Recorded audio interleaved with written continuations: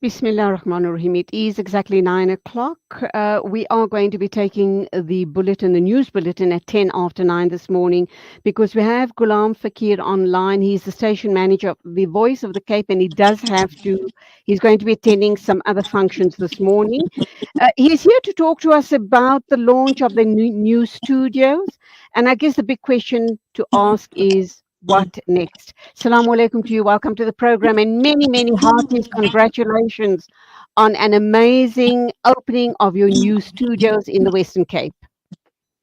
Wa alaikum salam wa rahmatullahi wa barakatuh. Thank you very much for having us as Voice of the Cape, Julie.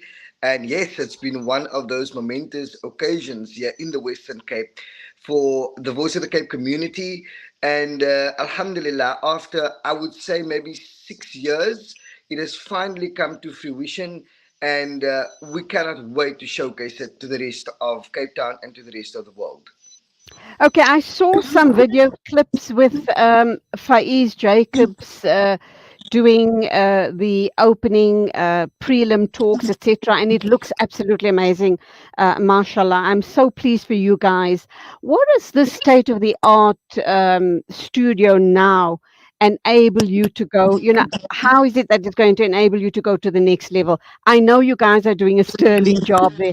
Whenever I meet someone from the Western Cape, the first thing they talk about is the Voice of the Cape. It is so a huge part of who the Muslims of the Western Cape are all about. Absolutely. And shukran so much for that, Julie. I think, when we look at what the next stage is for the Voice of the Cape, I can proudly say we're probably going to move into a facility of television, into a network of television and more online community radio. And what is important to note, though, is that the state of the art studio, it obviously comes with your normal transmission stuff that we need to do, like your FM modulation and your radio broadcasting signal and stuff. So that is the A plus that we've got already, alhamdulillah. What is important also to note is that we've moved from an analog to a digital space. So that means we are basically able to do almost everything that we can think of. I was making an example yesterday off air that if we want to do a live broadcast with an international minister or a politician or an Islamic speaker or whatever, it costs us to send a link, and we can simultaneously broadcast on our YouTube channels. We're able to do so on our frequencies, of which we've got four that covers the entire Western Cape. And Alhamdulillah, it is now in the stages of us having to obviously equip our staff, to be able to get into the digital space, inshallah. So we're looking forward to it. Does that mean that you've actually moved from your old studios to new studios? Or have you just done a huge upgrade at the current address? So we have upgraded the current address basically. So let me explain to you. Voice of the Cape was in one part of this building. It was basically one earth, but the building was separated into two, right? So we had two separate tenants, Voice of the Cape being the one, and there was a tenant in the other one. In about 2016, 2017, Voice of the Cape had made an offer to purchase the entire earth. So which means we purchased two buildings. And Alhamdulillah, as I think Voice of the Cape is probably the only community broadcaster in the Western Cape that has got its own facilities. I speak under correction, but its own building, its own property. Then we moved into the new part of which we've built so that the old studio can still run and be a primary broadcast. But we are still situated at number 2 Queen's Park Avenue in Saltover. It's exactly the same building. It's just in a different part of the building. And it also boasts a lovely lift, or like some people would want to call it, an elevator. We've got all the fancies and the frills and stuff that goes with it, inshallah. And we're really happy to see that Voice of the Cape, after 28 years, is able to showcase a studio of this magnitude. So does that also mean that there's been a huge staff increment? Are you taking on more and more people? Yes, we are. Also, at the same time, while we are employing people to come on board and be part of the Voice of the Cape, so yes, Julia, I'll definitely give you a job. But I think it's important. I think it's important that we need to start by empowering our staff first. So yesterday in my address, when I addressed the hundreds of people that were there and all the online streamers, the one thing that I was very proud to speak about is being able to put four of our current staff through degree programs. So they came out of high school, and they came into the Voice of the Cape a couple of years ago as volunteers, moving into permanent employment, etc. But they didn't get an opportunity to go and study further.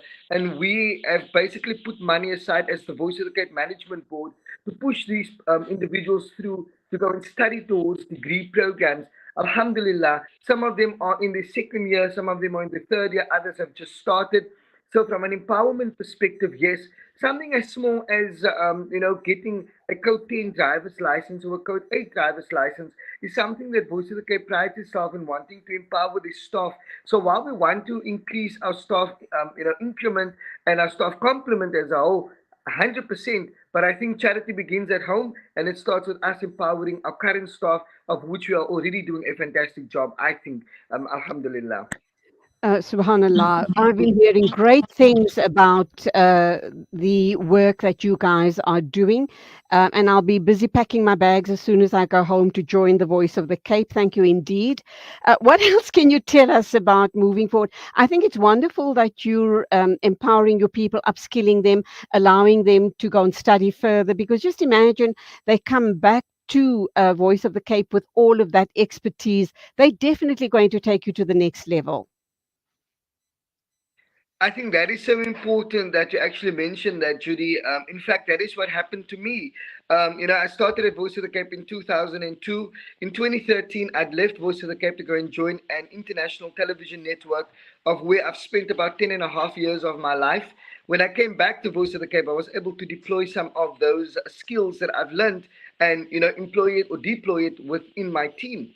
And for me, what is next is to see Voice of the Cape now starting to move in a direction where we are able to open up robust discussions, where we are able to now, there's no excuse no more, Julie. There's no excuse as to why it is we cannot do or tackle certain things anymore. There's no excuse as to why it is we cannot get hold of certain guests anymore. There's absolutely no excuse as to why we cannot create great radio. And that, inshallah, is something I'm looking forward to. But like I said, it starts with the empowering of the staff, because when you look at the technical advancements, Julie, it is in another world. I had to basically learn as I went along during the last 9 months of saying, okay, this button is what this is doing, and this knob is what this function is for, etc. So on the job training and my technical team, I take my hat off to them. These are people that are sometimes, technically, I won't say challenged, but they are, they're only set in terms of analog and so forth. But once we started doing our dry runs with the digital studio, I've seen some of them coming out of the shells and basically learning whatever is being thrown at them, and they've been doing a sterling job, alhamdulillah.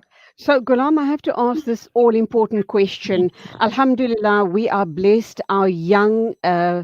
The young Muslim community are really getting out there, making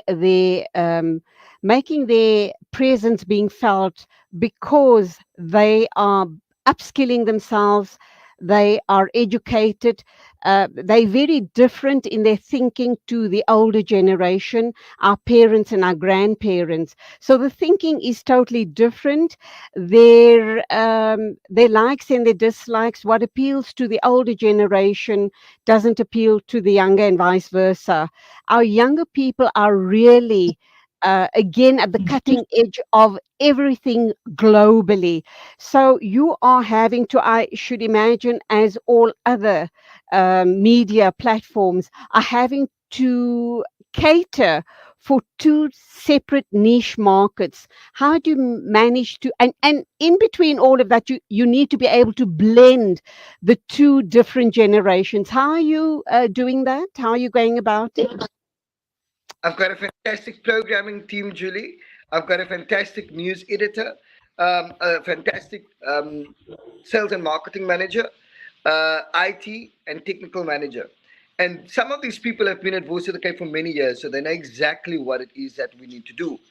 The one thing that we've done was to redesign our programming schedule, is to implement what we call a current affairs wheel with some of our programming, because I believe that radio needs about 6 hours of substance in terms of programming, and then you've got to loop that programming into a module that will be able to create good radio, right? But we're not there yet. So we're starting off slowly but surely. So what we've done thus far is to look at our programming, schedule, and see where our older audience, for the lack of a better word, is, and what it is that they actually enjoy doing. I'll give you an example. A breakfast show has basically come out of a revamp over the last 5 years, where it catered specifically to what matters to people in the city of Cape Town, particularly. We've changed this over the years, where we look at what is happening, in the greater Cape Town area, but we also talk about the things that people are afraid to talk about. Let's talk about it, and let's talk about it respectfully. We would, and now the show has grown to such a point where people actually call into the show for assistance. Assistance in the sense of they're having issues at home affairs with a passport. They're calling to Voice of the Cape's breakfast show, and by the end of the show, the producer would have made contact with Home Affairs, and this person would have had, a passport organized, or at least bumped in the queue, or for whatever reason. So a couple of years ago, we would never have been able to do that because people would be set in their ways. Chekani suprati, chekani DC opilachi, you know, and and I would be like, why not? Because you are not appealing to me as a younger audience. And so we started to change the language that we use on air without losing the disrespect. We'll be able to change the topic without losing the disrespect. We are able to ask the hard questions without losing the disrespect. And it was difficult in the beginning. We had many, many complaints. People called in from all over that they cannot appreciate what we are doing. But then we look Okay. at what but then we look at what the good comments were. And we've got two complaints and we've got 100 good compliments. How do we value this? And I've asked my board, as the station manager of the Voice of the Cape, they've employed me as the station manager, and I need them to trust me to make the good and right decisions for the radio. That I will not obviously put the radio into disrepute in any way, because I love Voice of the Cape. I carry Voice of the Cape proudly in my heart, and I do this with their guidance, but also with the guidance of the community, and with the guidance in terms of what is allowed in a radio spectrum, or from a radio perspective. And I think I can proudly say thus far, Julie, that the management board of the Voice of the Cape, the board of trust of the Voice of the Cape, they've given me their full confidence. And for that, if we can continue in that vein, we'll be able to take Voice of the Cape to the next level. I want to add that Voice of the Okay, Cape I'm unfortunately going to have to end it there. News is standing by. Lovely talking to you. I am sorry that I've had to interrupt you there, but lovely talking with you. Once again, heartiest of congratulations. May you soar to the highest of heights, and we'll talk soon, inshallah. Assalamu alaikum to you. Wa alaikum salam wa rahmatullahi wa barakatuh. And we cross over at 13 after 9 o'clock to Zai Jadwid, standing by with the bulletin of the morning, and that will be in a minute or two.